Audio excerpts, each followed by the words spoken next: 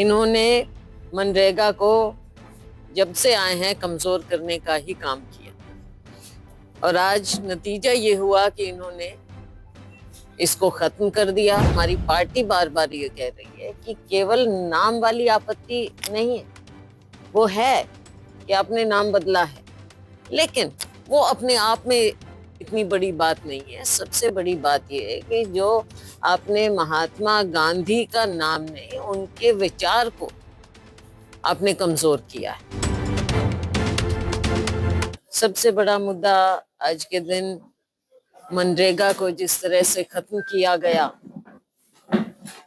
वो आज देश भर में लोगों में इसके प्रति बहुत ज्यादा रोष है। हम अपने साथियों से पूछ भी रहे थे कि इसके बारे में बताएं जमीन पर, और सच्चाई ये है कि जब से भाजपा आई है ना तो 100 दिन का इन्होंने काम दिया, ना पेमेंट होती थी, ना कोई अंकुश होता था। इन्होंने मनरेगा को जब से आए हैं कमजोर करने का ही काम किया और आज नतीजा ये हुआ कि इन्होंने इसको खत्म कर दिया। इसमें केवल नाम बदलने की बात नहीं हुई है, और ये मैं बार बार कहती हूँ और हमारी पार्टी बार बार ये कह रही है कि केवल नाम वाली आपत्ति नहीं है, वो है कि आपने नाम बदला है, लेकिन वो अपने आप में इतनी बड़ी बात नहीं है। सबसे बड़ी बात ये है कि जो आपने महात्मा गांधी का नाम नहीं, उनके विचार को आपने कमजोर किया है। कि जो गांव को उन्होंने गांव में स्वराज लाने की बात की थी, उसको आपने खत्म किया है। उस आत्मा को आप खत्म करने का प्रयास कर रहे हैं। जो लोगों का अधिकार था, गरीब लोगों का अधिकार कि वो अपने आप को रजिस्टर करेंगे, केंद्र सरकार सीधा उनके अधिकार को मानते हुए गारंटी दे रही थी कि हम आपको काम देंगे, नहीं तो उसकी एवज में आपको भत्ता मिलेगा। तो जो गरीब से गरीब है, हर गांव में एक सी स्थिति नहीं होती, हर राज्य में भी एक सी स्थिति नहीं होती, पूरे देश में एक सी स्थिति नहीं, लेकिन जो गरीब है वो गरीब है, और गरीब के लिए उसको ये अधिकार दिया गया था।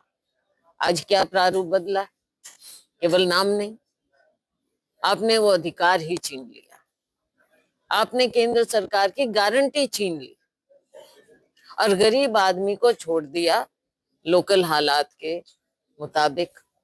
ना न्यूनतम वेतन की बात है, ना गारंटी की बात है, ना अधिकार की बात है।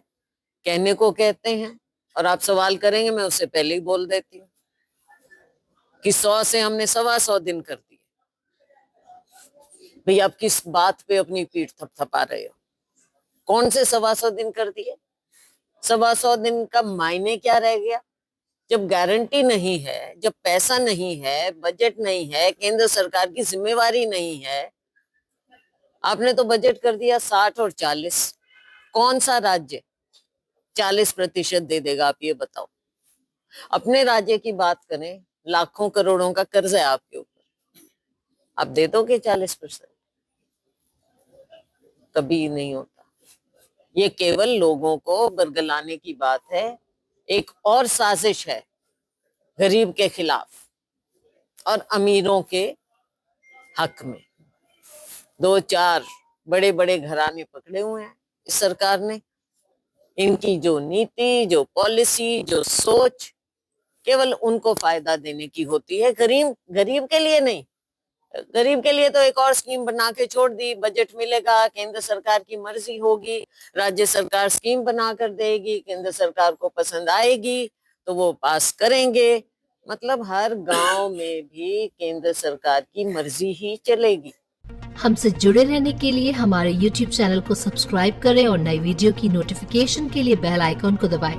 अगर आप ये वीडियो Facebook पर देख रहे हैं तो लाइक जरूर करें और ज्यादा से ज्यादा शेयर करें। धन्यवाद।